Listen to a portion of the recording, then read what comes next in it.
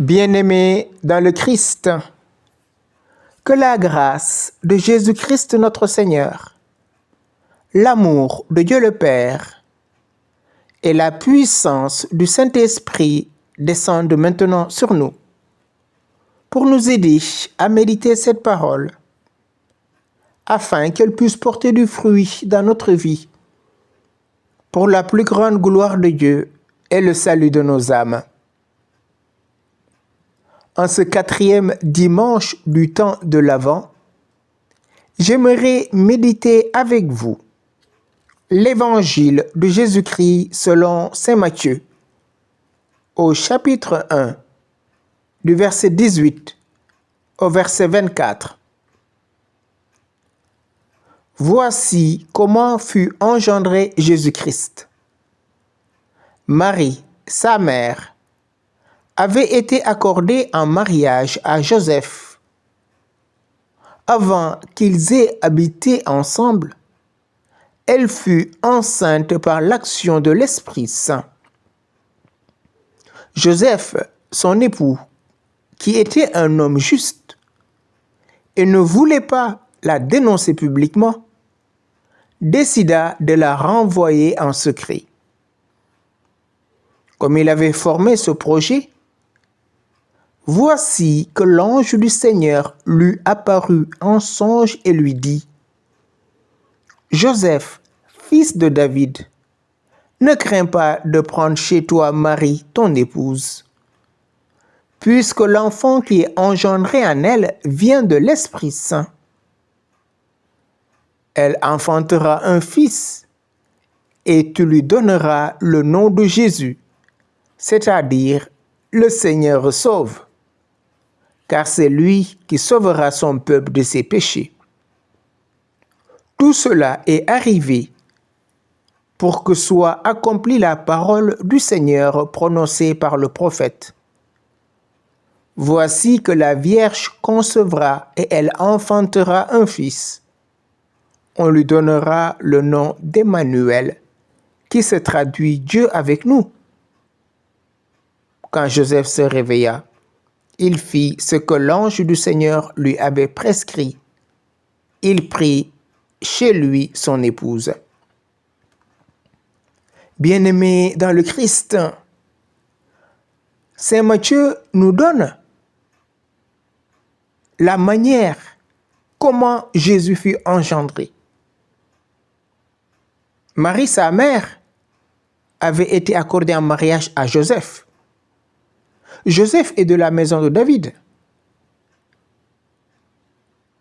Et on nous parle, avant qu'ils aient habité ensemble, elle fut enceinte par l'action de l'Esprit Saint. Voilà ce qui est curieux et mystérieux. Joseph n'a pas consommé le mariage avec Marie. Ils sont fiancés.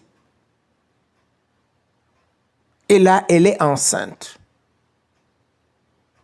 Devant ce constat, Joseph, qui était un homme juste, c'est-à-dire un craignant Dieu, un adorateur, ne voulait pas dénoncer publiquement Marie. Il décida de la renvoyer en secret. Quelle discrétion, quelle bonté! Que seront nos hommes aujourd'hui si cela vous arrivait, vous les hommes? Entendre, voir, découvrir que sa femme est enceinte avant même la consommation. Peut-être les réseaux sociaux en auraient fait la une. Et vous, femmes, pendant les fiançailles, vous découvrez que votre mari a enceinté une femme autre que vous. Qu'allez-vous faire? Allez-vous rompre les fiançailles? C'est fini? Joseph avait formulé un projet similaire.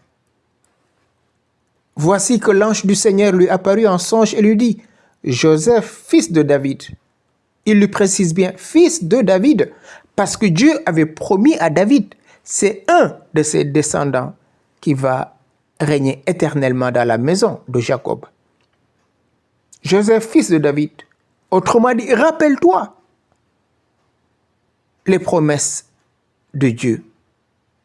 Ne crains pas de prendre chez toi Marie, ton épouse. Cette fois-ci, on ne dit pas ta fiancée, mais ton épouse, puisque l'enfant qui est engendré en elle vient de l'Esprit Saint. C'est cet enfant-là qui risque d'être source de discorde entre Joseph et Marie. Et l'ange lui précise, cet enfant qui est engendré en elle vient de l'Esprit Saint. Cet enfant ne vient pas d'un homme. Marie ne connaît pas un homme. C'est l'œuvre de Dieu en elle. Donc, Joseph, ne crains pas de la prendre chez toi. Et voilà, elle enfantera un fils. Marie n'a pas besoin de faire l'échographie. Dieu lui donne déjà, à travers l'ange, le nom. Tu lui donneras le nom de Jésus, c'est-à-dire le Seigneur sauve, car c'est lui qui sauvera son peuple de ses péchés. À l'Annonciation, l'ange lui avait dit, tu auras un fils. Il savait qu'il aura un garçon. C'est pour ça qu'il n'a pas besoin de faire l'échographie. Mais voilà, cette fois-ci, il reçoit une lumière. Et c'est Joseph qui le reçoit. Le Seigneur sauve, car c'est lui qui sauvera son peuple de ses péchés. Et donc cet enfant, c'est le fruit de l'Esprit Saint, et non d'un homme. Et Matthieu poursuit, tout cela est arrivé pour que soit accomplie la parole du Seigneur prononcée par le prophète. Voici que la Vierge concevra, elle enfantera un fils. On lui donnera le nom d'Emmanuel, qui se traduit Dieu avec nous. Tout cela est arrivé parce que Matthieu parle à ses frères. Et Jésus est celui qui accomplit toutes choses. Yeshua le Sauveur. Et dans la prophétie d'Isaïe, il est dit que voici que la jeune femme est enceinte. Elle enfantera un fils. La jeune femme, ici, on a traduit la jeune femme, la Vierge, par le terme paternos, qui signifie la Vierge. Or, en hébreu, c'est Alma, qui signifie l'épouse royale. Parce que selon Isaïe, cette jeune femme devait appartenir à la ligne royale. Le nom, tu l'appelleras du nom de Jésus, car c'est lui qui sauvera son peuple de ses péchés.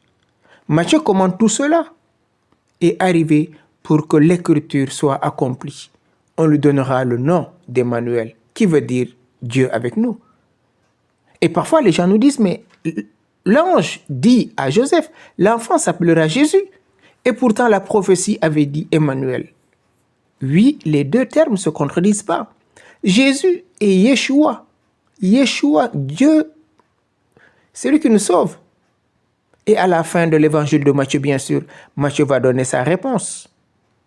Je suis avec vous jusqu'à la fin des temps. Donc, Emmanuel. Emmanuel, Dieu avec nous. Cet enfant s'est appelé Jésus, nous le savons, parce que c'est lui qui sauve son peuple de ses péchés. Mais à la fin de l'évangile de Matthieu, il précisera, je suis avec vous jusqu'à la fin des temps. Dieu est avec nous.